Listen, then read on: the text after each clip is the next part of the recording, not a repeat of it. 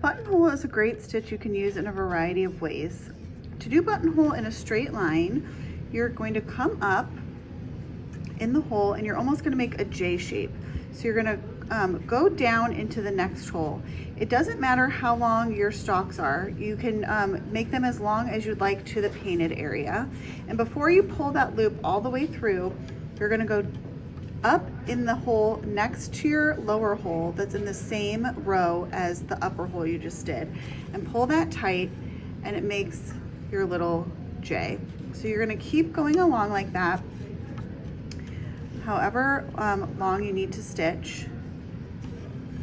So you're kind of going over one with your small stitch, your lower stitch, up one with your upper stitch, and you keep going like that in a row, like I said, for as long as you need. When you are on the final stitch of the row that you want to use buttonhole on, you just need to tack on the other side of it, and that will keep your stitches in place. Buttonhole is a great stitch, however, because you can make it look like something wavy or even make it go in a circle. So if you're doing something that's kind of in a straight, still straight vertical line, but this part changes. Again, your stalks can be however long you'd like them to be, but you can move your lower stitches up and down along that line as you need.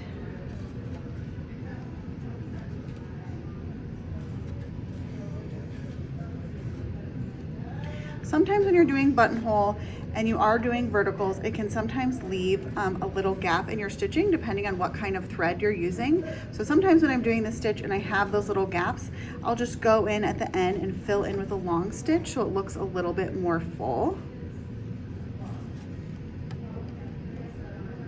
You can see here I'm just going up or down the curve based on how it's painted.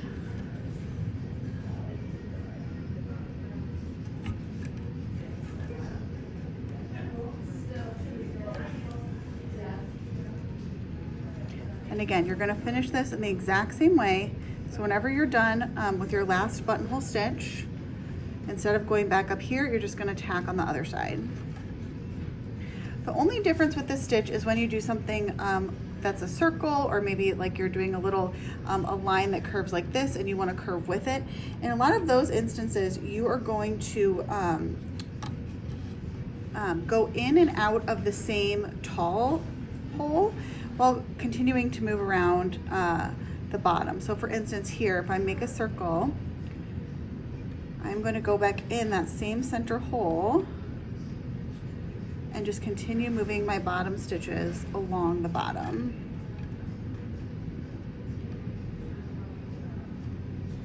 And you could go around the entire circle if you want, or again, this you can just curve around a little flourish.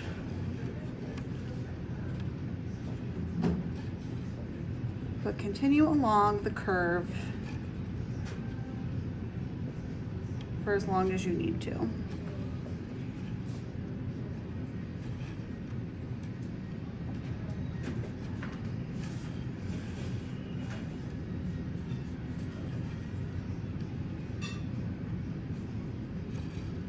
It's the same thing. Whenever you're done with the stitch, just tack on the other side. And like I was saying up here, if you're doing something vertical like this and it has a few gaps and you don't like the gaps, you can also go in and just do a few little long stitches in between. This does sometimes happen, like here as you're moving along the curve, there might be a little area where you see a little gap, so you can just go in and fill in between with a long stitch. Just fill in with that long stitch and it'll look more full coverage. There you go.